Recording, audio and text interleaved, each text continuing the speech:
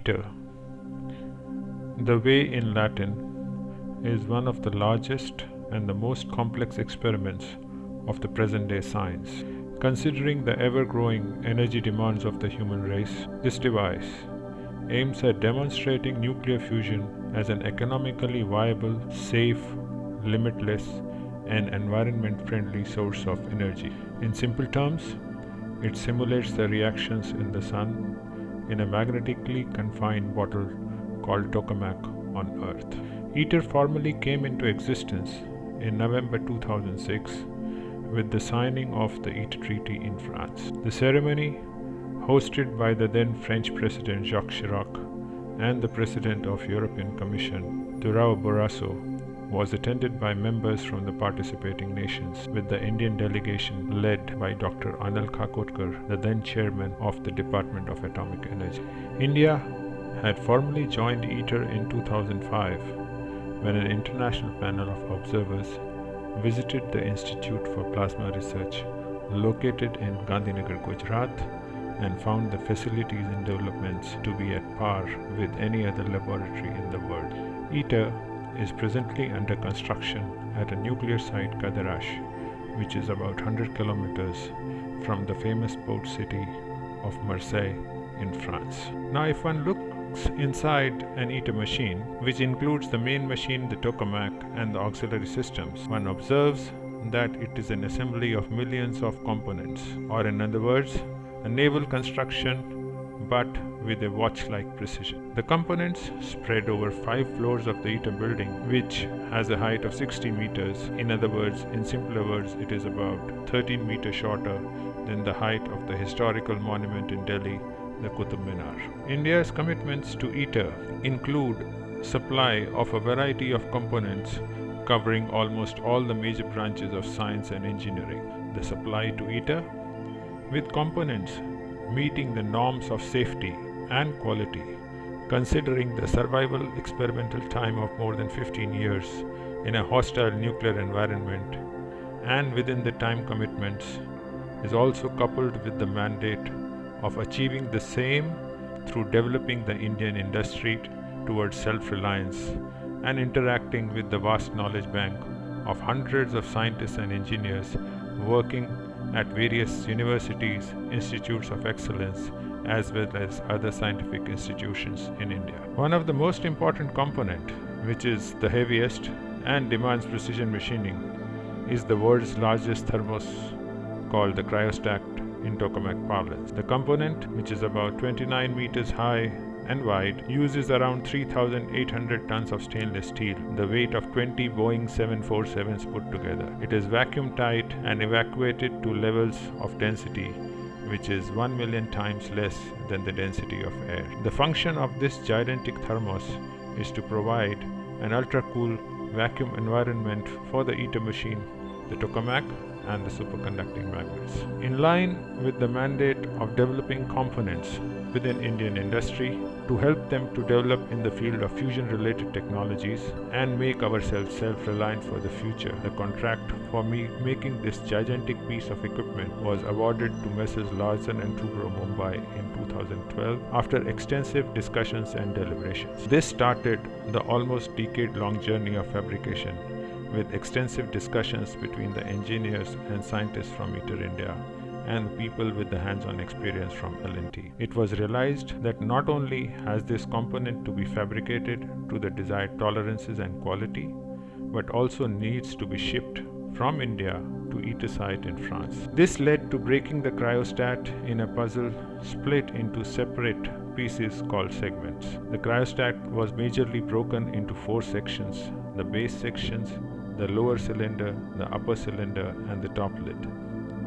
The segments were to be made in the L&T facility at Hazira, India, transported to the IO site in France, and finally assembled in the cryostat workshop at site. The base section of this cryostat is the single largest load of the cryostat assembly with a weight of 1,250 tons. The manufacturing of this required some of the heaviest forgings, up to 18 tons for a single segment, of the 21 meter diameter pedestal ring. These 200 plates are assembled together to form the support for the 22,000-ton ITER machine. The fabrication not only required heavy forgings and machining, but also extensive welding expertise to join plates of various thickness, like the one shown here, to the tolerance of 12 millimeters over 21 meter in diameter. The finished segments were then trial assembled at the Hazira plant to achieve a 19 millimeter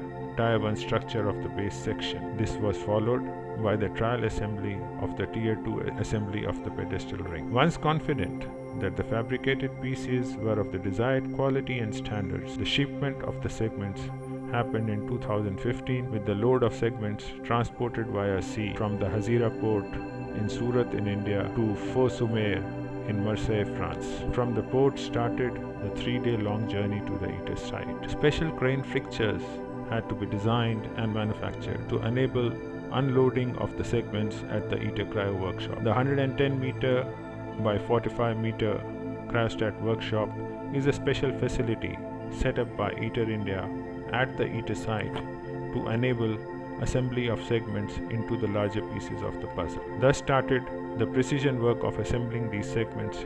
Slowly and gradually the puzzle pieces got assembled into an assembly of Tier 1 and Tier 2 of the base section. These sections were then joined to form the complete base section, which at a distant look resembled a 29 meter diameter soup ball. The manufactured segment was formally handed over to ITER-IO in a special ceremony in July 2019. The Indian delegation here was once again led by Dr. Anil Kakotkar. Addressing the audience with shining eyes, he said, "ITER is our hope for the energy freedom of the world at large, for the development of a large part of humanity that is presently underdeveloped. ITER is the way to the new paradigm that the world is desperately looking for."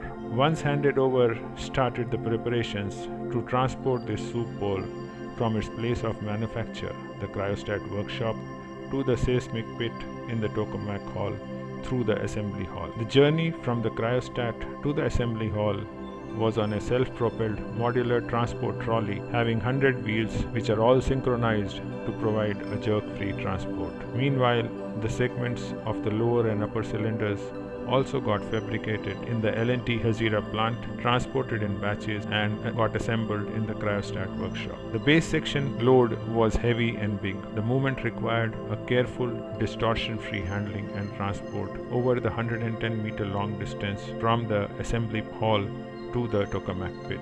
Two 750-ton cranes with 4 spreader arms were engaged and synchronized to enable the lifting, transport, and lowering over the 30 meters into the pit. With the base section now in place in its proper location, the tokamak pit, with a 3 positional precision tolerance, India stands tall and proud of not only meeting its international commitments in time with the desired precision and standards, but also having ensured and demonstrated self-dependence in its ability to build and handle such large pieces of device important from the fusion technology perspective. It really is a unique example of building trust in engineering calculations, planning, strategy, control, and above all, the abilities of the engineers from ITER-India and the industry involved in the making, which has made India leave its mark on the global platform. Meanwhile, excellent progress continues at the L&T workshop, manufacturing the last segments of the top plate,